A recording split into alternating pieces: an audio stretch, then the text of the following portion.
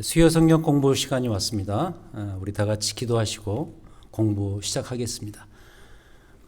하나님 아버지 감사합니다. 교회를 이 땅에 세우시고 교회의 아름다운 비밀을 또 예배소서를 통해서 계속해서 배울 수 있도록 우리를 말씀의 자리로 초대해 주시니 감사합니다.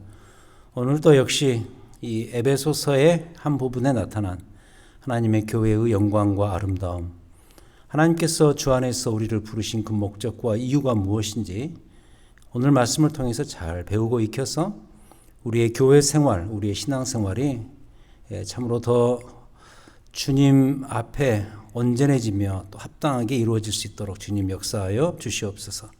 시작부터 마지막까지 주의 성령께서 함께하여 주시옵소서. 예수 그리스도 이름으로 기도드립니다. 아멘.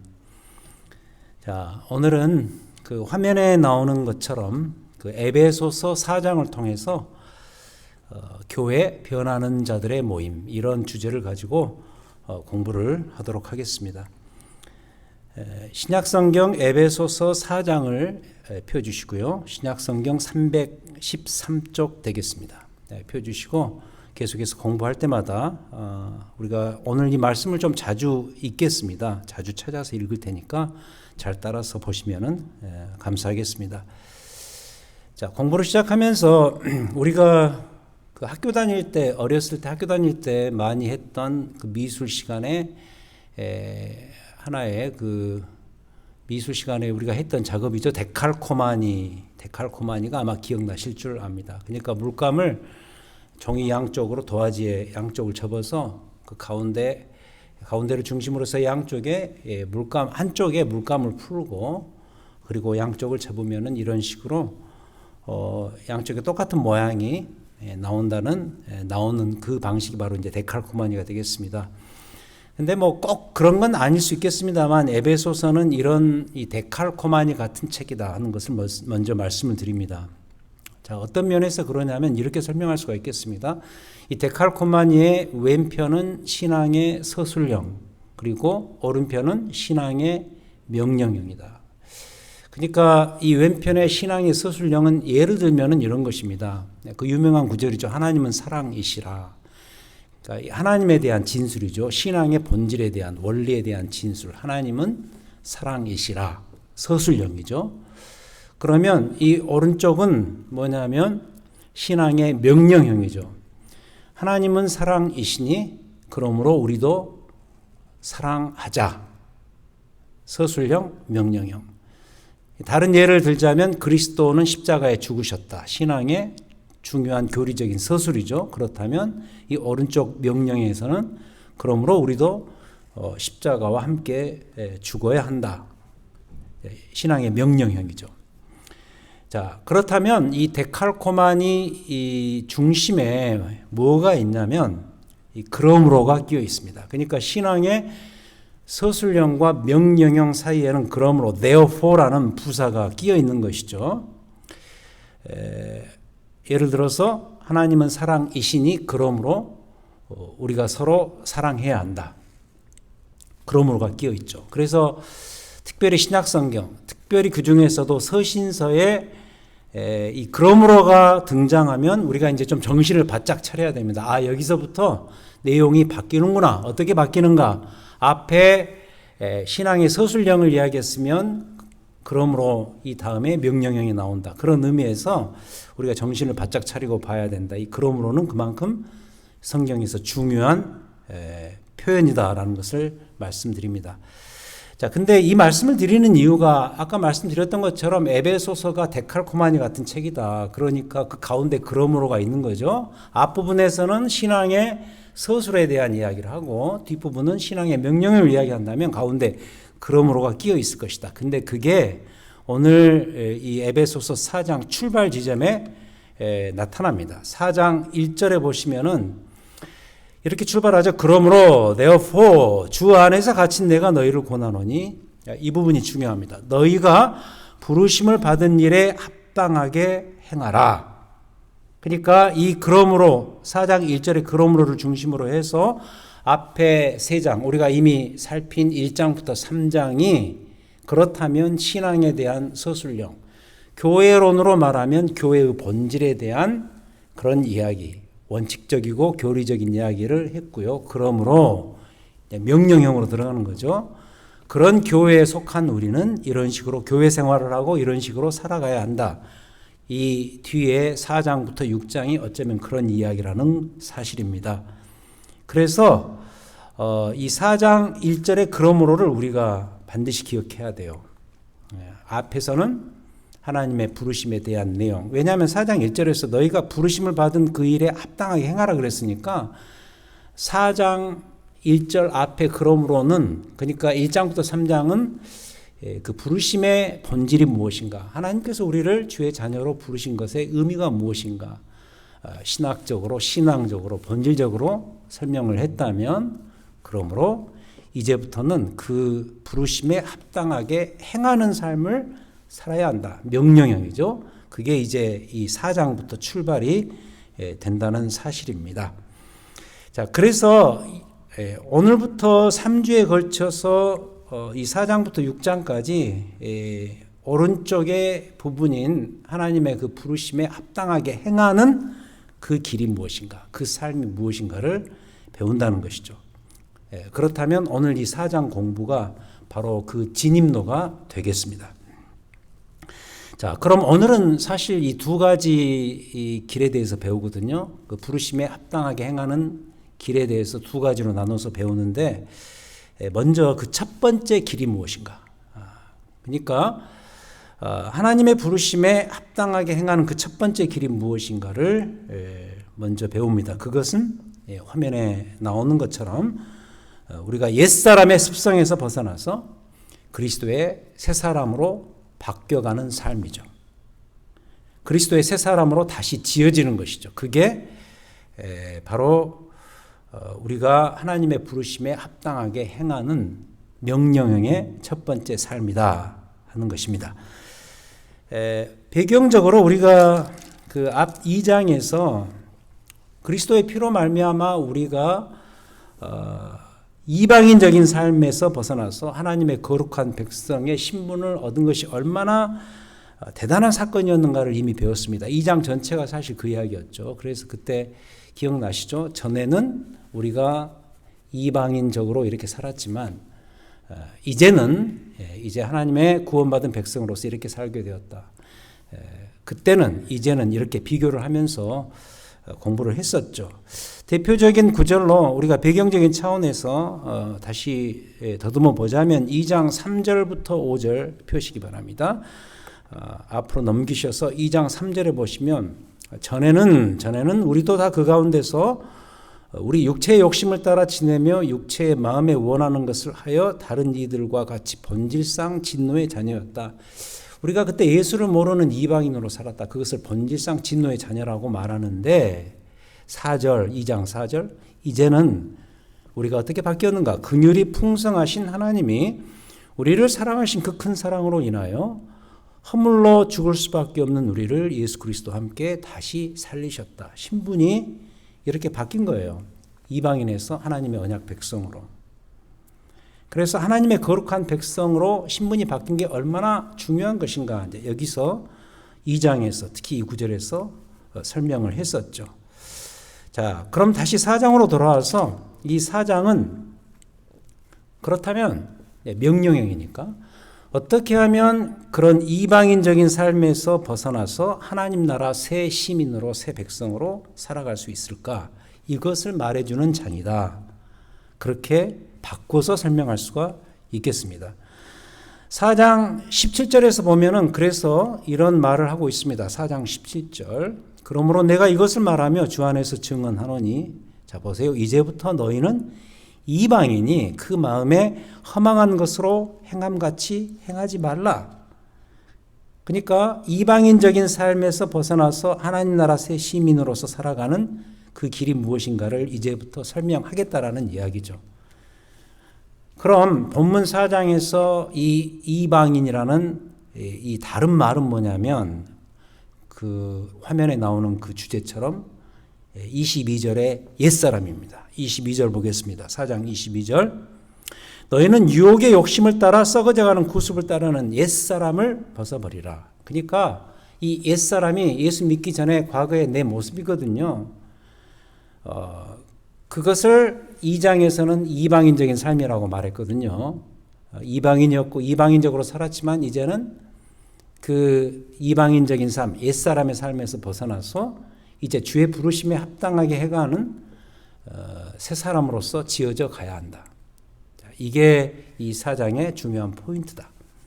그리고 옛사람에서 벗어나서 새 사람이 되는 것이 바로 주의 부르심에 합당하게 해가는 그 첫 번째 길이다 하는 것입니다. 자, 그렇다면 이제 진짜로 중요한 것은 뭐냐면 우리가 벗어나야 될 그 옛사람의 습성이 뭐냐는 거죠. 옛사람의 삶의 패턴이 뭐였냐라는 거죠. 그걸 벗어버려야 되고 그걸 버려야 되니까 그게 뭔가를 파악하는 게 중요하죠.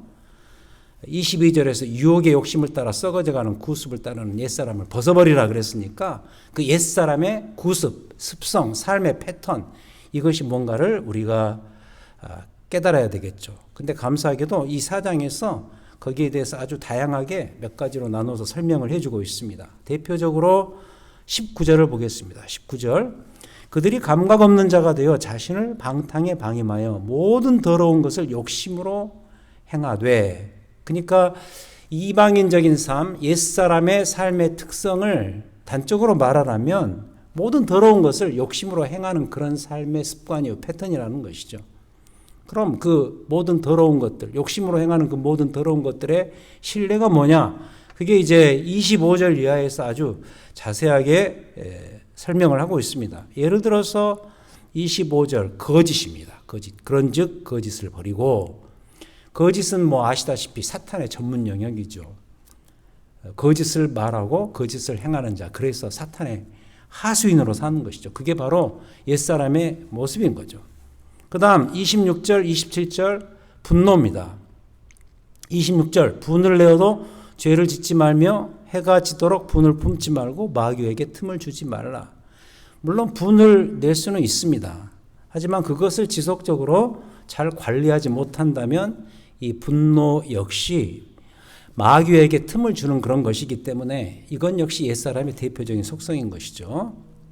자, 그 다음 28절 도둑질입니다. 도둑질하는 자는 다시 도둑질하지 말라. 그러니까 이 도둑질은 역시 옛사람의 속성이다. 이렇게 말하고 있고 그 다음 29절 어쩌면 대표적인 것인데 더러운 말입니다. 무릇 더러운 말은 너희 입 밖에도 내지 말라. 뭐 두말할 필요 없는 옛사람의 속성이 바로 이 더러운 말, 특히 우리의 불결했던 언어 생활이겠죠. 자, 이런 것들을 버려버리라. 그러면서 31절에서 그것을 압축해서 설명합니다. 31절 너희는 모든 낙독과 노함과 분냄과 떠드는 것과 비방하는 것 앞에서 다 25절 이하에서 말했던 것들인데 그런 것들을 모든 악의와 함께 버리라. 이 모든 악의는 영어로 바꾸면 every form of malice입니다. 그러니까 모든 악의 형태, 폼을 그냥 다 버려라. 그래야 새 사람이 될 수 있다. 그래야 옛사람의 구습에서 벗어날 수 있다. 그렇게 말하죠. 자, 그렇다면 여기까지는 좀 소극적인 방법이죠. 왜냐하면은 옛사람의 습관을 버리는 것이기 때문에 좀 적극적이지 않은 방법이죠. 그래서 사도 바울은 이 옛사람의 구습을 버렸으면 이제 다른 것으로 채워야 한다. 그 다른 것이 뭐냐? 새 사람, 그리스도로 인해서 지어진 새 사람의 삶의 특성이겠죠. 그럼 그게 뭔가를 우리가 알아봐야 합니다. 새 사람 되는 길. 새 사람의 그 속성, 그 새 사람의 삶의 패턴, 그리고 그들이 가지고 있는 삶의 특징들, 그게 구체적으로 무엇일까? 왜냐하면 그것으로 채워야 하니까. 옛사람을 벗어버렸으니 이제 새 사람의 특성으로 채워야 하니까 새 사람의 특성이 뭔가를 또 파악을 해야 되겠죠. 그 리스트를 역시 오늘 이 본문 말씀에서 제시를 해주고 있습니다. 자, 대표적으로 18절을 보겠습니다. 18절 그들의 총명이 어두워지고 여기에서 그들은 이방인입니다. 그러니까 옛사람의 모습인데 그들의 총명이 어두워졌단 말이죠. 그들 가운데 있는 무지함, 그들 마음이 굳어짐으로 인해서 하나님의 생명이 떠나 있었다. 이 무지함을 이야기합니다. 하나님을 모르는 영적 무지함에 빠져 있기 때문에 하나님의 생명에서 떠나는 그러한 삶을 살았어요. 근데 그 영적 무지를 제거하고 이제 그 안에 뭘로 채워야 되는가? 그게 바로 21절입니다. 진리가 예수 안에 있는 것 같이 너희가 참으로 그에게서 듣고 또한 그 안에서 가르침을 받았다. 진리죠. 그리스도의 진리로 채워야 한다. 23절에서는 더 구체적으로 설명합니다. 오직 너희의 심령이 새롭게 되어 24절 하나님을 따라 의와 진리의 거룩함으로 지으심을 받은 새 사람을 입으라 그러죠. 그러니까 이방인의 그 영적 무지, 결국 그 영적 무지는 하나님을 모르는 데서 오는 것이거든요. 예수 그리스도를 통해서 드러난 구원의 그 새 소식과 우리의 삶의 신분을 완벽하게 바꾸는 그런 그 복음의 새 소식을 모르는 그 영적 무지를 이제 옛사람의 습관이기 때문에 버렸다면 이제 대신 그 빈자리에 새로운 것으로 채워야 되는데 그 새로운 것이 뭐냐? 24절에서 의와 진리, 그리스도의 진리죠. 그렇게 되었을 때 심령이 새롭게 되어서 우리가 새 사람이 될 수 있다. 이렇게 말합니다. 그리고 25절 아까 옛사람의 구습의 그 리스트가 나왔던 25절 이하도 역시 우리가 채워야 될 것을 그 구절마다 동시에 말해주고 있습니다. 아까 옛사람의 특성 중에 거짓이 대표적인 거라 그랬는데 거짓을 버렸으면 25절 대신 참된 것으로 채우는 거죠. 참된 것을 말하고 참된 것으로 채우는 거죠. 그리고 28절에 도둑질, 이게 문제였죠. 도둑질. 옛사람의 구습입니다. 28절 도둑질하는 자는 다시 도둑질하지 말고 그 대신에 뭘로 채워야 되는가? 새 사람의 습성인데 가난한 자에게 구제할 수 있도록 자기 손으로 수고하여서 선한 일을 도모하는 것. 남의 것 가져다 하지 말고 내가 벌어서 그것을 가지고 구제하고 그것으로 선한 것을 채워가는 것. 이것이 새 사람의 채워야 될 습성이다. 그 다음 29절 아까 더러운 말이 또 대표적인 거라 그랬죠. 옛사람의 구습. 근데 그 더러운 말을 버렸으면 그 대신에 뭘로 채울 것인가? 선한 말을 하라. 선한 말을 하여서 듣는 자들에게 은혜를 끼치게 하라. 특별히 이 선한 말은 덕을 세우는 데 도움이 된다. 이 덕을 세운다는 말이 서신서에 몇 군데 나옵니다만은 이 덕을 세운다는 것은 빌딩 용어입니다. 그러니까 이렇게 집을 만들기 위해서 하나하나씩 그 건축 자재를 쌓아 나가는 것이죠. 그런 식으로 선한 말을 통해서 상대를 쌓아갈 수 있도록 상대를 지어주는 것이죠. 그게 바로 덕을 세운다는 말의 의미라면 이 선한 말을 우리가 도모하고 더 열심히 함으로 인해서 옛사람의 그 구습 대신 더러운 말 대신 선한 말의 습성으로 내 삶을 채워가는 것이죠. 자, 그리고 마지막으로 32절 새 사람의 특성입니다. 서로 친절하게 하며 불쌍히 여기며 서로 용서하기를 하나님이 그리스도 안에서 너희를 용서하심과 같이 하라. 친절하게 대하고 불쌍히 여기고 그래서 용서에 능한 자가 되고 한 대로 갚는 것이 아니라 그건 옛사람의 습성이거든요. 한 대로 갚는 것이 아니라 상대를 이해하고 용서하고 그리고 친절히 대하는 것 이게 새 사람의 삶의 패턴이요 습성입니다. 자, 이렇게 되었을 때 그럼 어떤 결과가 나오는가? 결론입니다. 이 타이틀에 나오는 것처럼 나는 더 이상 옛사람이 아니라 하나님의 새 사람이 되어간다. 하나님의 새 사람으로 옷이 입혀져 간다. 22절부터 24절에 나오는 그 구절이 여기서 드러나게 됩니다. 자, 그래서 적용 차원에서 이 부분에서 이제 말씀드리고 우리가 넘어가야 되는데 적용 차원에서 이렇게 결론을 일단 중간 결론을 내릴 수가 있는데 예수를 믿으면 사람이 변해야 맞습니다. 예수를 믿으면 사람이 변해야 되는 것이 성경적으로 맞는 이치라는 것이죠. 물론 이제 우리가 오해하면 안 되는 게 이 변화가 순간적으로 확 변하는 그런 변화는 아닙니다. 물론 예수 믿고 확 변할 수도 있죠. 또 그런 증거들이 있고요. 하지만 그것은 어떤 방향과 인식과 그다음 삶의 태도의 급진적인 변화지만 그 다음에 이어지는 삶의 어떤 성품의 변화, 인격의 변화는 확 변할 수가 없죠. 확 변한 것 같지만 또 우리가 속죠. 이 변한 게 맞나 하는 그런 의심이 들 때가 많죠. 시간이 흐르면서 과거의 내 본질이 드러나기 시작하죠. 그래서 결론은 예수를 믿으면 우리가 변하는데 이 변화는 점진적으로 변하는 거죠. gradually 바뀌는 거죠. 뭐 예를 들어서 예수 믿기 전에는 옛사람의 내 구습으로서 이렇게 좀 포악한 성격이었다고 한다면 예수를 믿어서 새 사람이 되어 간다면 유순해지는 그런 성품을 갖게 되겠죠. 그리고 예수 믿기 전에 옛사람의 습성으로 살 때는 내 성격이 굉장히 까칠했어요. 근데 예수를 믿어서 새 사람이 되면 계속해서 더 온유한 사람이 되겠죠. 말을 놓고 이야기하자면 항상 예수 믿기 전에는 그냥 말에 가시가 있어요. 가시도치게 말을 했어요. 그게 그냥 내 몸에 배어 있었는데 예수를 믿고 나서 새 사람으로 지음을 받게 되면 그 말이 바뀌죠. 은쟁반에 군구슬이 굴러가듯이 아름다운 말들을 하게 되겠죠. 자, 예수를 믿으면 이렇게 변한다는 거예요. 변해 가야 맞다는 거죠. 이게 성경적으로 이치에 더 맞다는 사실입니다. 자, 이러한 변화를 놓고 오늘 이 본문에서 뭐라고 말하는가? 이 에베소서 문맥에서는 그가 예수를 믿어서 옛사람에서 새사람으로 바뀌었다고 말을 하는 것이죠. 자, 그래서 첫 번째 결론 다시 정리해 드리자면 우리가 주의 부르심에 합당하게 행하는 첫 번째 길은 무엇인가?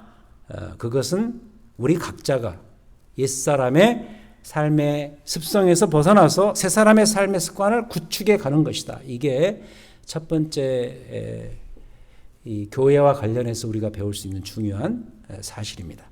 자, 그럼 두 번째로 주의 부르심에 합당하게 사는 또 다른 길이 무엇인가?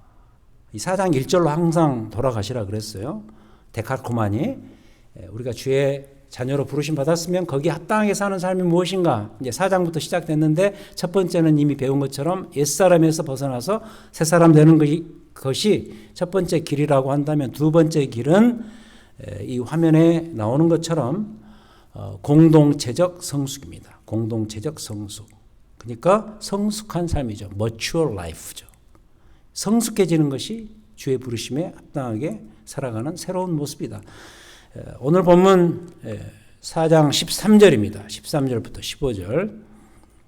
우리가 다 하나님의 아들을 믿는 것과 아는 일에 하나가 되어 온전한 사람을 이루어. 이 온전한 사람이라는 것이 성숙을 말하는 거죠. 그리스도의 장성한 분량이 충만한 데까지 이르리니 14절. 이는 우리가 이제부터 어린아이가 되지 아니하여 사람의 속임수와 간사한 유혹에 빠져 온갖 교훈의 풍조에 밀려 요동하지 않게 하려 함이라.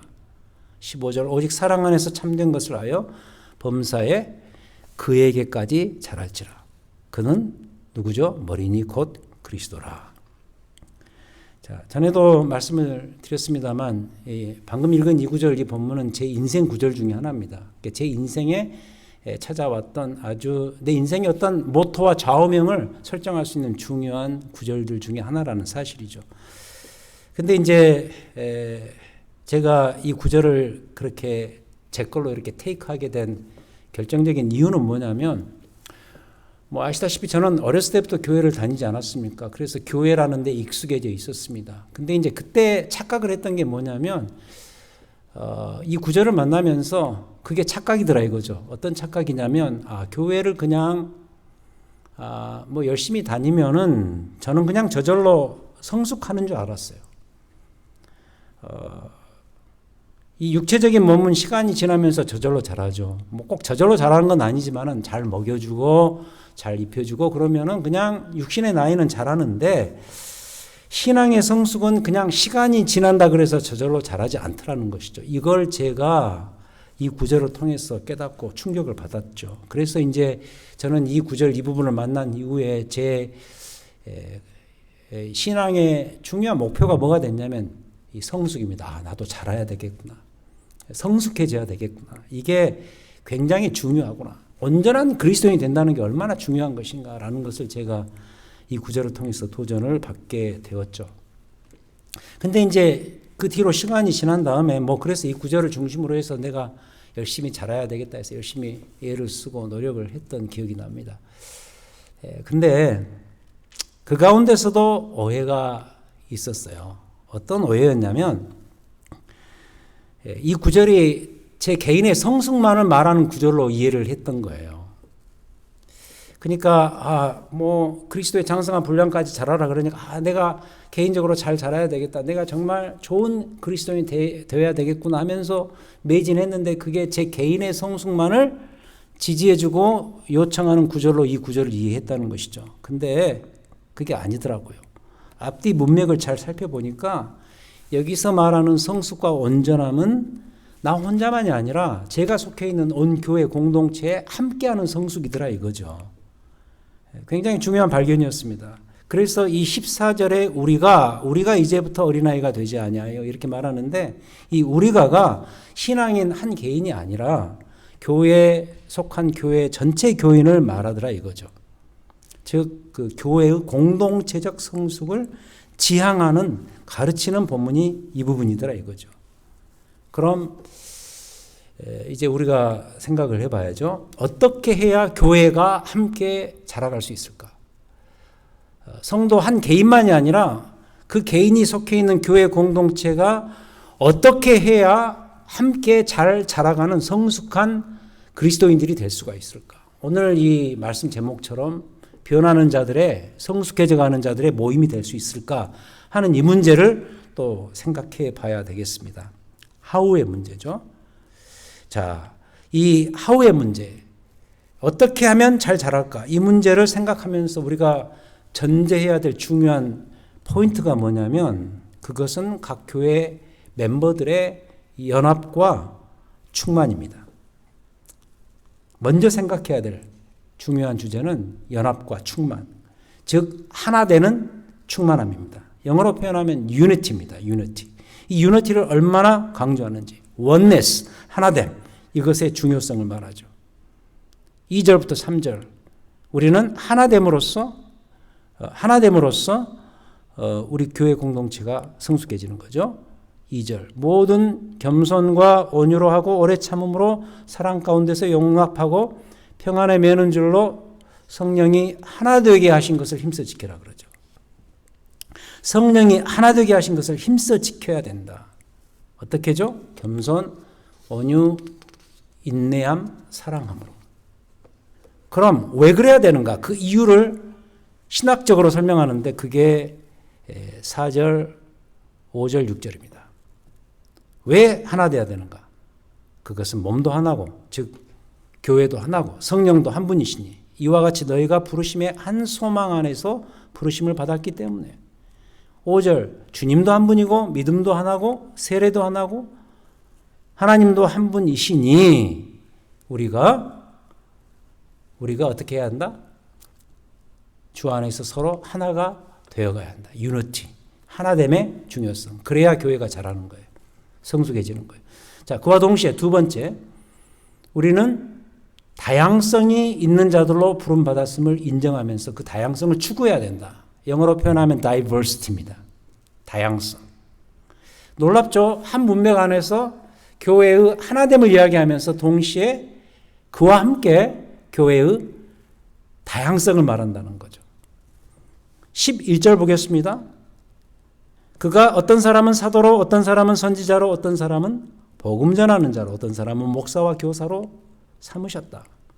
무엇 때문이죠? 12절 이는 성도를 온전하게 하여 봉사의 일을 하게 하며 그리스도의 몸을 온전하게 세우게 하기 위해서. 그리스도의 몸을 세운다는 그 하나의 목표 아래 하나님께서 각 교회에서 각 지체들에게 은사를 주셨다. 다양한 은사를 주셨다. 직분들을 주셨다. 그 다양한 은사들을 통해서 그리스도의 몸인 교회를 섬기게 하셨다. 다이버시티죠. 이 다양성입니다. 그럼 이 두 개를 합하셔야 돼요.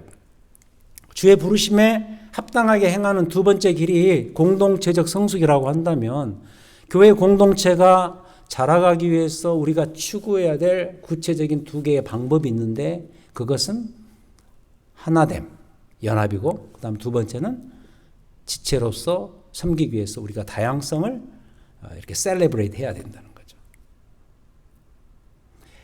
다양성 속의 일치라 그러죠. Unity with diversity 또는 Unity in diversity. 이 다양성과 함께하는 연합이죠. 일치죠. 교회는 원래가 그런 존재로 부름받았다.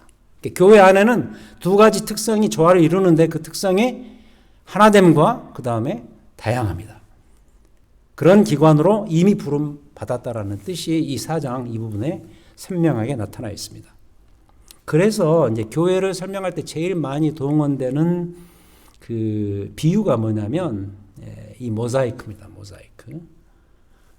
전에는 이 샐러드 볼 아니면은 멜팅팟입니다. 이 아메리칸 드림을 말하면서 미국이 다양성을 추구한다 그래서 이 샐러드 볼하고 멜팅팟을 많이 이야기했죠. 교회도 이제 그래서 많이 이 비유로 이야기를 했습니다만은 그러다 보니까 이 둘은 한계가 있어요. 어떤 한계가 있냐면 각 개체의 특성을 잃어버린다는 것이죠. 그러니까 샐러드 볼 보시면은 그 안에 뭐 양파도 있고 그 다음에 뭐 배추도 있고 그 다음에 과일도 있지만은 어쨌든 섞어서 먹다 보면은 그 각자의 특성이 확 드러나는데 한계가 있어요. 어쨌든 섞여진다는 것이죠. 그 다음 뭐 멜팅팟은 말할 것도 없죠. 그 안에 많은 것들을 넣고 이렇게 음식을 만들지만은 수업을 끓이지만은 그거 그냥 확 끓여서 온도를 높여서 끓어버리면은 그 다음에 그 각자의 그 인그리디언트가 갖고 있는 그 특성을 다 잃어버리잖아요. 그죠? 그래서 이건 아니다. 이건 교회를 설명하는데 부족하다. 그래서 이제 나온 게 바로 모자이크다. 이 모자이크는 뭐 아시다시피 보시다시피 각 파편이 가지고 있는 그 특성, 이 프레그먼트를 가지고 있는 그 특성을 다 가지고 있어요. 그 아름다운 색깔, 고유의 빛이 다 있어요. 근데 그것을 한 군데 이렇게 모아서 아름다운 그림을 만드는 거죠.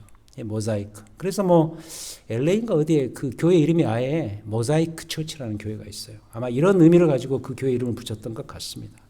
자, 이게 뭔가? 이게 바로 교회 공동체가 성숙해져가는 모습이다. 그렇다면 우리가 예수를 믿어서 교회의 공동체적 성숙을 함께 추구하고 이 성숙을 위해서 내 개인이 교회 전체를 위해서 잘 기여를 할 때 우리 안에 벌어지는 일은 무엇인가? 그게 바로 다시 1절로 갑니다.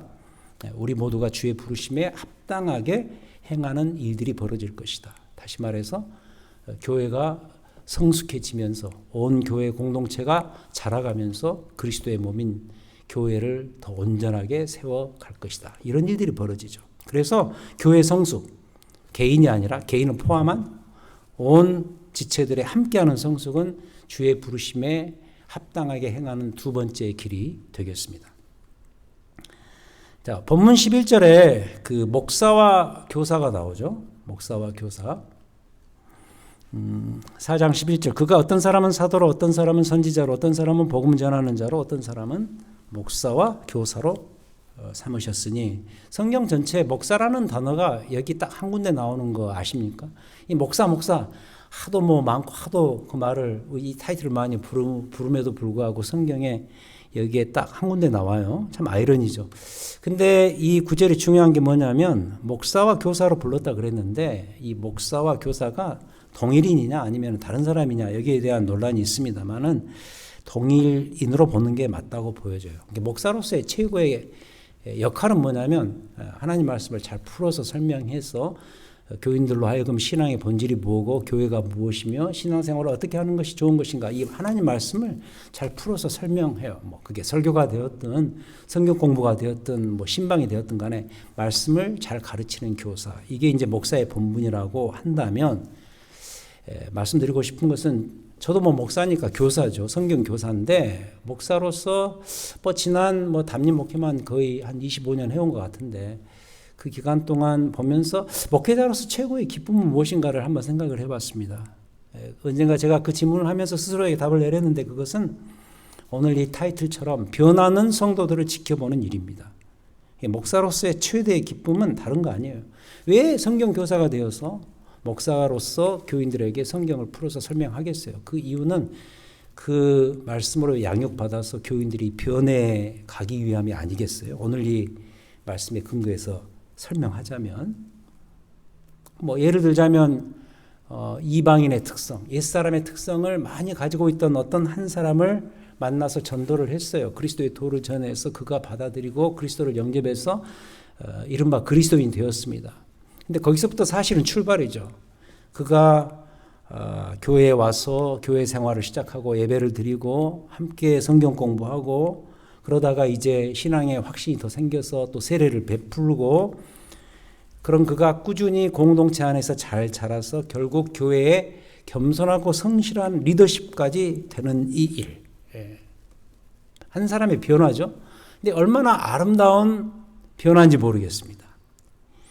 이런 변화의 모습을 실제로 지켜보고 경험하는 것, 이것 자체가 곧 목회자로서의 최고의 기쁨이다라는 것을 그냥 개인적인 차원에서 여러분들에게 말씀을 드리고 싶은 거죠.